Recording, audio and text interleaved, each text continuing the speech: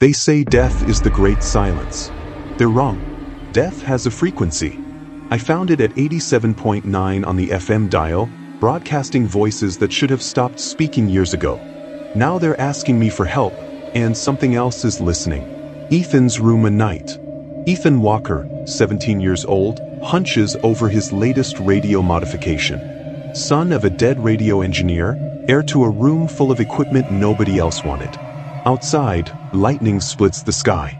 Ethan, Dad always said radio waves never really die. They just travel forever through space, carrying voices into infinity. He didn't mention they sometimes travel back. The equipment crackles. Through layers of static, a voice emerges. Ethan, help us? It's his father's voice. 3 years dead. Westridge High Radio Station, day. Ethan, school radio tech, alone after hours. His equipment picks up impossible signals, conversations from decades ago, mixed with newer voices. All dead. Ethan, they were trapped somehow. Souls caught in radio waves, endlessly broadcasting their last moments.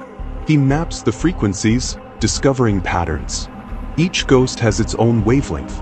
Abandoned radio tower, sunset. Ethan sets up equipment at the base of the old tower. Perfect reception. Dead father, through radio. You found us. But you need to stop. Ethan, Dad? What's wrong? Dead father.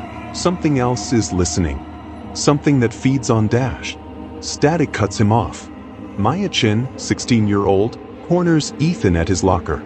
Maya, I heard my sister last night. On my radio. She's been dead for 2 years. Ethan, you're picking up the frequency too? Maya, she said to warn you. The more you listen, the more it hears you. Something emerges from Ethan's radio. A being of pure signal, ancient and hungry. Entity, distorted. Finally, a new frequency. Ethan realizes the dead weren't asking for help. They were warning him. Hidden research facility. Maya and Ethan discover his father's secret lab.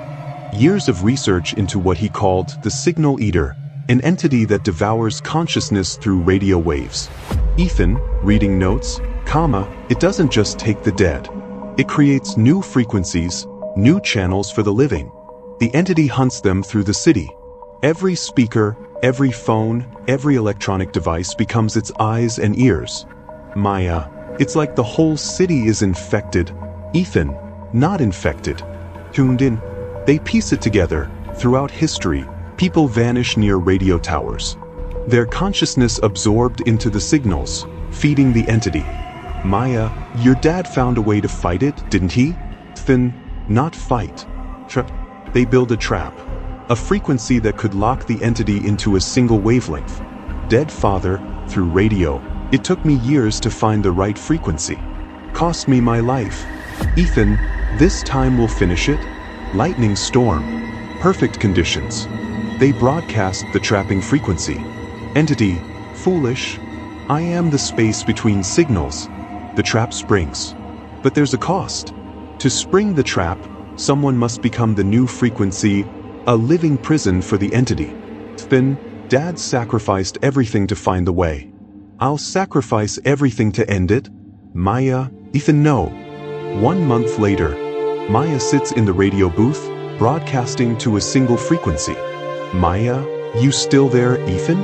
Through layers of static, barely audible. Ethan, through radio, always. Keeping watch. Keeping it contained. Maya, was it worth it? Then, every frequency has its purpose. This is mine. A new student discovers a strange frequency. Maya watches, knowing some signals are meant to stay buried. Maya's radio crackles. Ethan, through static, tell them to keep listening. But remind them, something else is always listening too.